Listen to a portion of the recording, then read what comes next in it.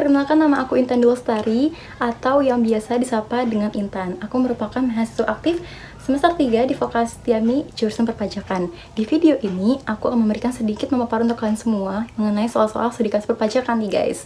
Jadi, bagi kalian yang sudah mempunyai buku undang-undang, jangan lupa buku undang-undangnya disiapin, dibuka, dan jangan lupa siapin pensil, pulpen, ataupun stabilo untuk menggarisbawahi setiap kalimat yang ada di dalam pasal-pasal tersebut, karena setiap soal yang aku sampaikan nantinya akan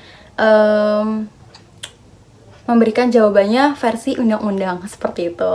So, tanpa banyak basa-basi lagi, langsung aja kita ke soal yang pertama. Saudara sebagai wajib pajak diperiksa oleh Kantor Pelayanan Pajak dan pada bulan Mei 2023 diterbitkan Surat Ketetapan Pajak Kurang Bayar atau yang dikenal dengan istilah SKPKB dengan jumlah pajak yang masih harus dibayar sebesar 1 miliar.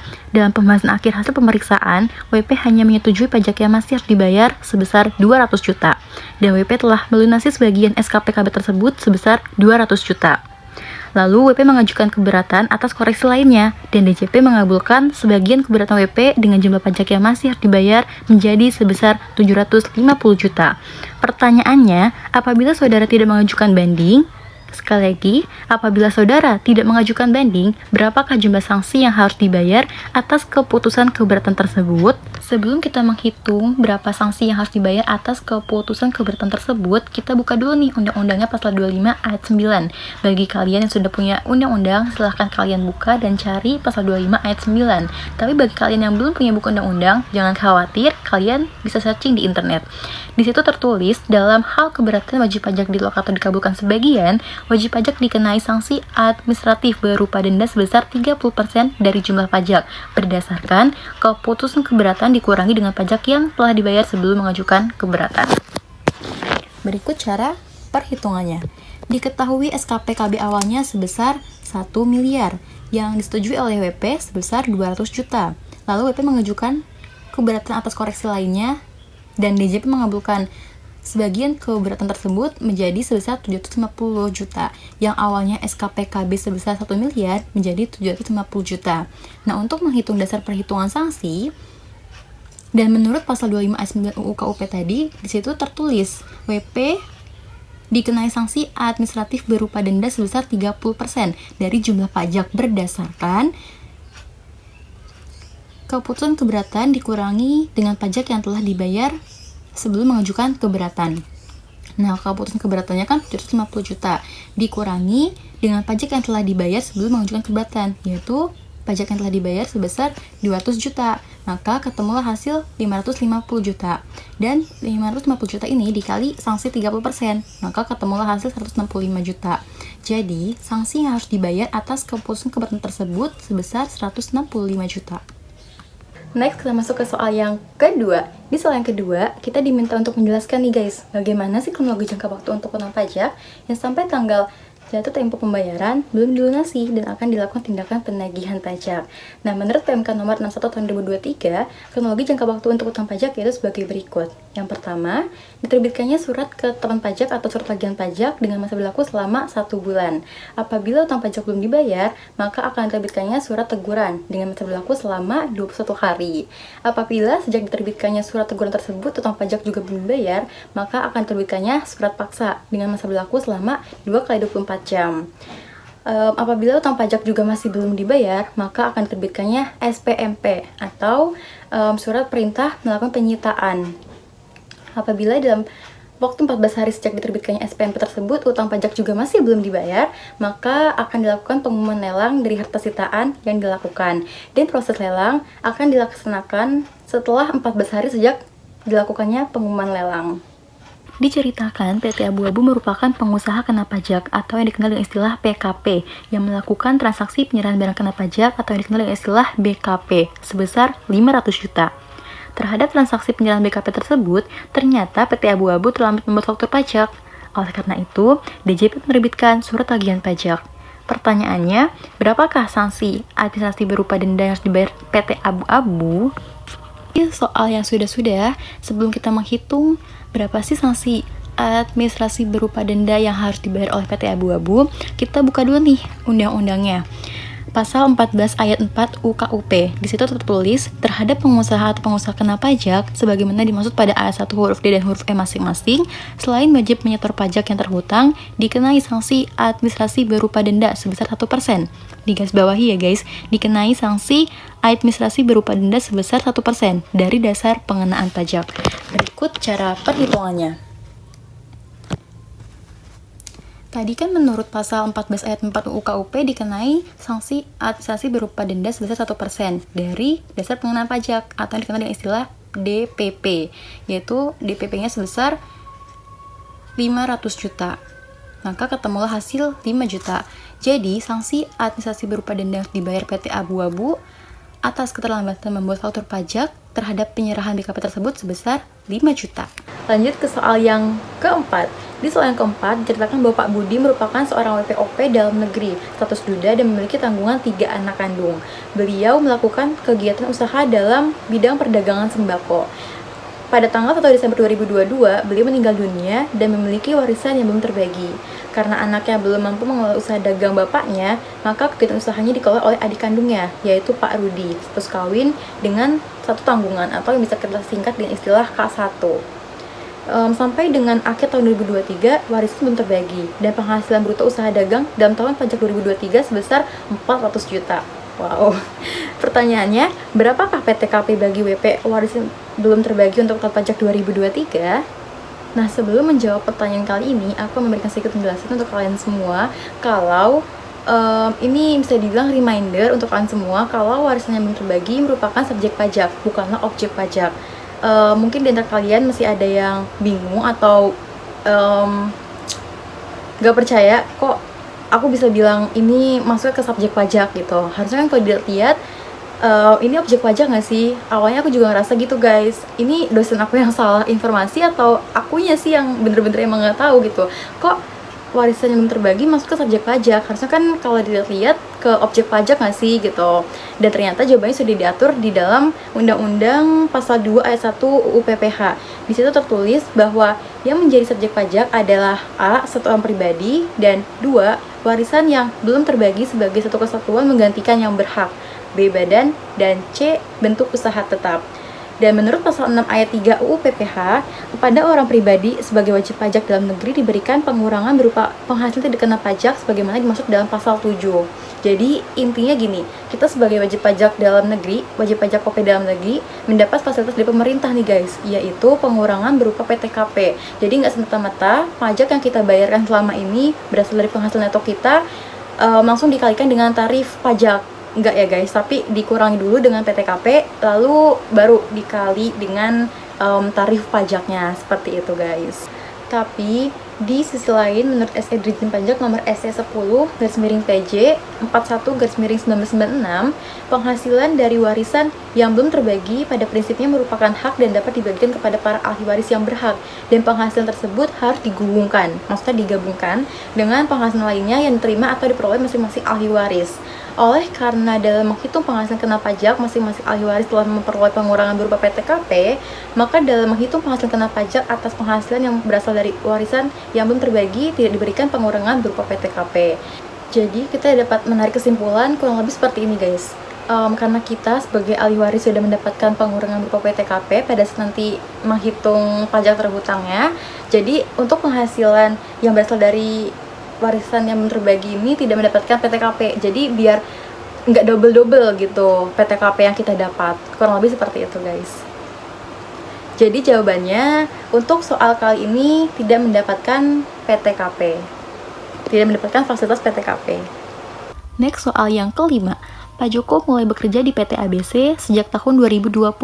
Pak Joko berstatus menikah dan memiliki satu tanggungan, atau yang biasa kita singkat dengan istilah K1. Pada tanggal 1 September 2024, Pak Joko berhenti bekerja pada PT ABC. Selama tahun 2024, Pak Joko menerima atau memperoleh gaji sebesar 10 juta per bulan dan membayar iuran pensiun untuk setiap bulannya melalui PT ABC sebesar 100.000 per bulan. Pertanyaannya, hitunglah PPh pasal 21 selama tahun 2024.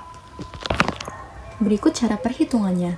Sebelum kita menghitung PPh pasal 2021 terhutangnya Pak Joko di tahun 2024, kita harus mencari tahu dulu nih, berapa sih pajak yang telah Pak Joko bayar setiap bulannya menggunakan terbulanan. Kenapa menggunakan terbulanan? Karena Pak Joko kan statusnya sebagai pegawai ya di PT ABC, dan gaji Pak Joko dibayar per bulan, makanya Pak Joko menggunakan terbulanan. Kecuali kalau Pak Joko digaji per hari, maka Pak Joko akan menggunakan terharian. Di kasus kali ini Pak Joko menggunakan terbulanan kategori B karena statusnya Pak Joko yaitu K1 dan dikenai tarif 15%. Terbulanan berdasarkan PTKP, dan terbulanan terbagi menjadi 3 kategori, yaitu kategori A, B, dan C. Di kategori A yaitu ada PTKP TK0, TK1, dan PTKP K0. Di kategori ter-B yaitu ada PTKP TK2 dan TK3, lalu ada K1 dan K2. Kategori yang terakhir yaitu kategori ter-C, yaitu untuk TK3, PTKP TK3. Untuk menghitung besarnya pajak yang kita bayar per bulannya menggunakan ter, kita dapat membuat tabel bantu seperti ini untuk mempermudah perhitungan kita ya. Lalu kita tulis nama bulannya dari Januari sampai Desember ya seharusnya. Tapi karena di contoh soal kali ini Pak Joko berhenti bekerja di tanggal 1 September, maka nama bulannya tulis hanya dari Januari sampai Agustus saja. Lalu kita tulis penghasilan brutonya berapa dan dikalikan dengan tarif efektif bulanannya. Maka ketemulah 150.000. Jadi Pak Joko membayar pajak sebesar 150.000 per bulannya. Mungkin di antara kalian ada yang bertanya-tanya, Kak, kenapa kok di bulan Agustus pajaknya dikosongin gitu, nggak diisi? Karena emang udah aturannya seperti itu guys. Jadi misal nih, Pak Joko berhenti bekerja di bulan Mei, Pak Joko berhenti bekerja tanggal 1 Mei, maka pajak yang ditulis hanya dari Januari sampai Maret, karena kan Pak Joko berhenti bekerjanya di bulan Mei. Otomatis kan penghasilan brutonya cuma dari Januari sampai April, dan perhitungan pajaknya hanya dari Januari sampai Maret saja. Seperti itu guys. Maka terkumpullah pajak penghasilan Pak Joko dari Januari sampai bulan Juli sebesar 1.050.000. Setelah menghitung PPh pasal 21 menggunakan ter, lanjut sekarang kita menghitung PPh pasal 21 menggunakan tarif progresif. Pertama-tama kita tulis dulu nih penghasilan brutonya Pak Joko sampai dengan bulan Agustus 2024 berapa sih? Yaitu sebesar 80 juta. Kenapa cuma sampai bulan Agustus? Karena kan Pak Joko bekerja di PT ABC hanya dari bulan Januari sampai dengan Agustus. Di tanggal 1 September 2024 Pak Joko sudah berhenti bekerja. Lalu dikurang dengan pengurangnya yaitu biaya jabatan dan iuran pensiun. Biaya jabatannya yaitu 5% dikali 80 juta, maka ketemulah hasil 4 juta. Kenapa 5%? Karena memang sudah aturannya 5% dan dikali dengan penghasilan brutonya yaitu 80 juta. Lalu iuran pensiun 8 dikali 100, maka ketemulah hasil 800. Kenapa 8? Karena kan Pak Joko bekerja dari bulan Januari sampai dengan Agustus. Dari Januari sampai Agustus kan 8 bulan, maka ditulislah 8 dikali 100, maka ketemulah 800. Pengurangan ini ditambah lalu dikurangi dengan penghasilan brutonya, maka ketemulah angka 75.200.000. Inilah yang disebut dengan penghasilan neto Pak Joko sampai dengan bulan Agustus 2024.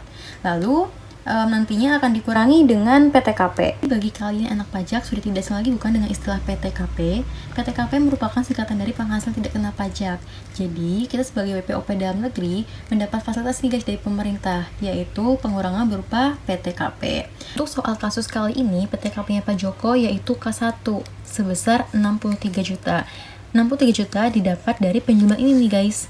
Untuk WP sendiri 54 juta, tambahan untuk menikah sebesar 4.500.000 dan tambahan untuk satu tanggungan sebesar 4.500.000. Ini jumlah maka ketemulah hasil 63 juta. Dan nantinya PTKP ini akan dikurangi dengan penghasilan neto, maka ketemulah angka 12.200.000 yang kita sebut dengan istilah penghasilan kena pajak sampai bulan Agustus 2024.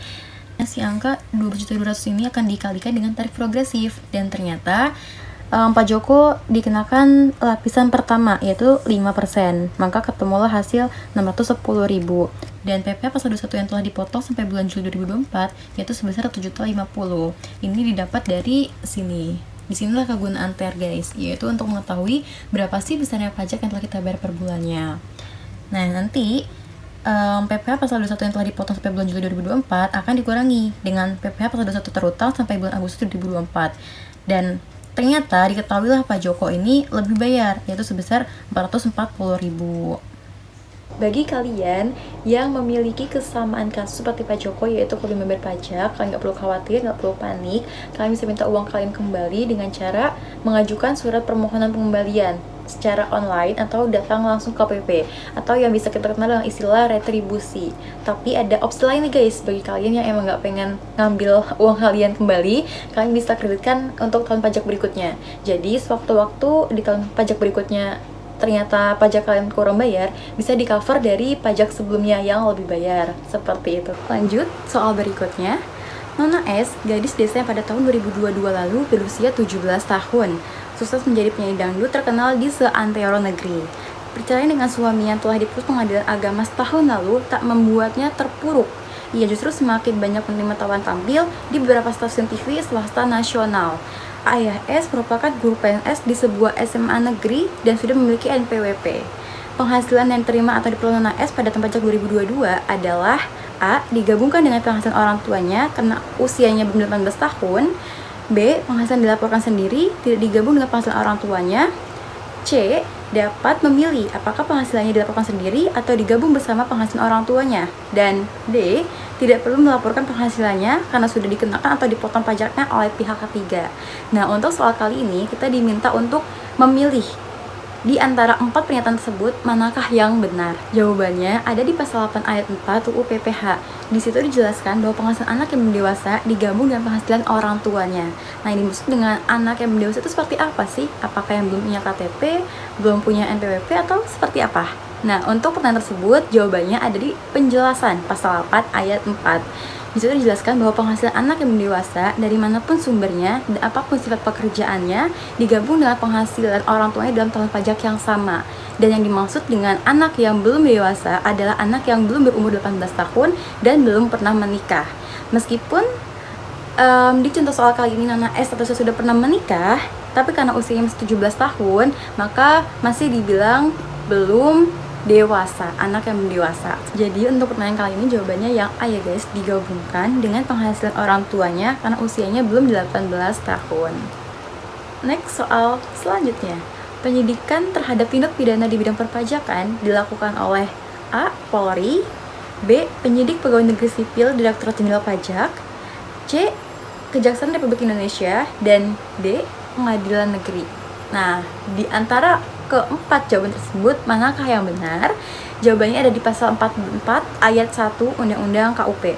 Di situ dijelaskan bahwa penyidikan tindak pidana di bidang perpajakan hanya dapat dilakukan oleh pejabat pegawai negeri sipil tertentu di lingkungan Direktorat Jenderal Pajak yang diberi wewenang khusus sebagai penyidik tindak pidana di bidang perpajakan. Jadi jawabannya yang B ya guys, penyidik pegawai negeri sipil Direktorat Jenderal Pajak.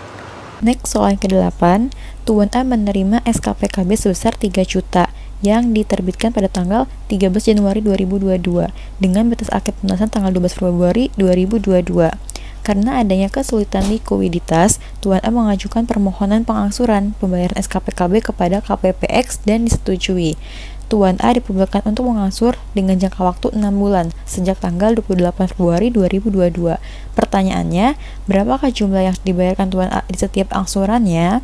Dan diketahui kalau tarif bunga KMK yang berlaku saat jatuh tempo pelunasan SKPKB adalah sebesar 1,82%.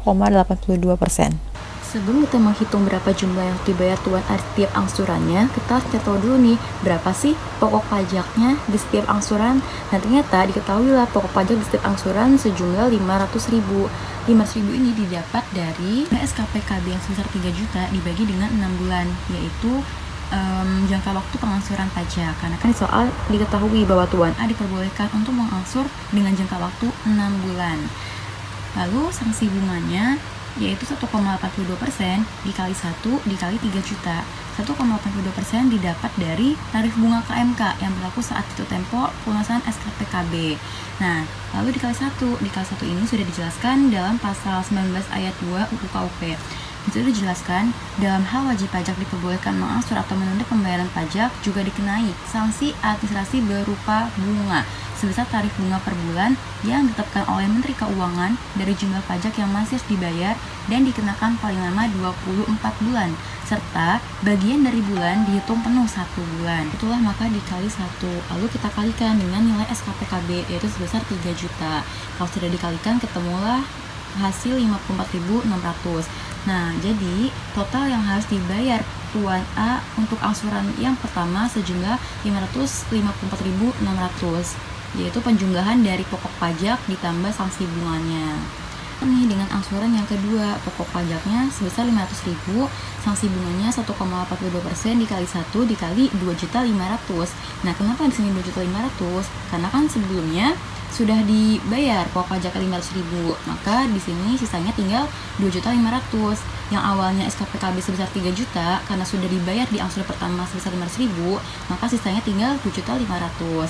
Setelah dikalikan, maka ketemulah hasil 45.500. Jadi di angsuran yang kedua, Tuan A harus membayar sebesar 545.500. Sama dengan angsuran yang ketiga, keempat, kelima, dan yang terakhir keenam. Caranya masih sama, cuma yang beda hanya di sininya saja. Kalian harus mencari tahu nih sisanya berapa gitu. Sisa dari SKPKB-nya tinggal berapa, seperti itu.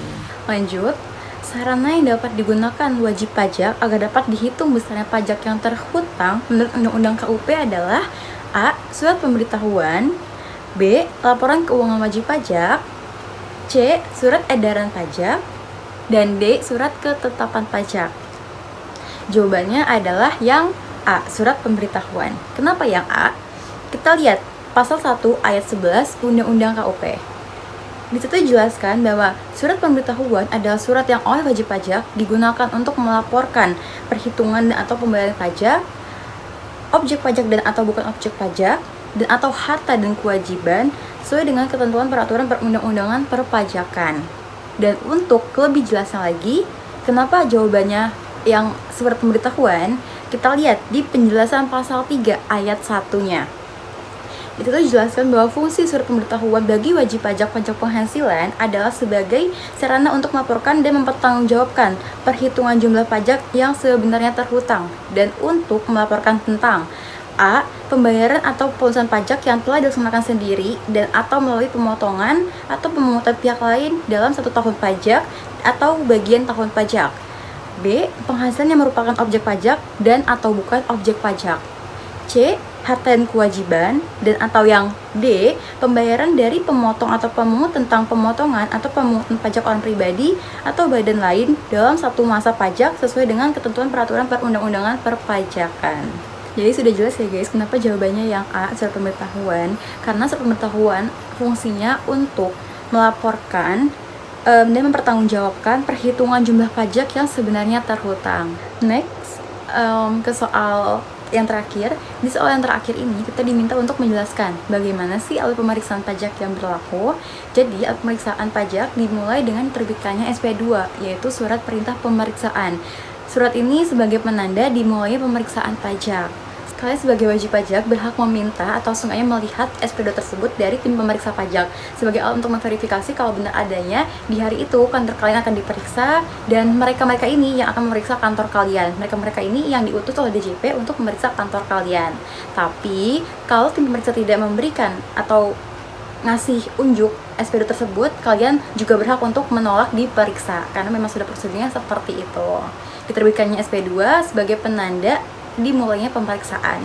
Beda halnya jika kalian sebelumnya sudah kenal, bahkan sudah akrab dengan tim pemeriksa tersebut, tanpa mereka memberi SP2 kepada kalian, insya Allah aman, karena kan sebelumnya kalian sudah kenal, bahkan sudah akrab. Jadi gak mungkin lah ya ada perasaan-perasaan yang kayak, bener gak ya mereka ini yang diutus, bener gak ya si dia ini yang diutus oleh DJP buat meriksa kantor gua gitu kan.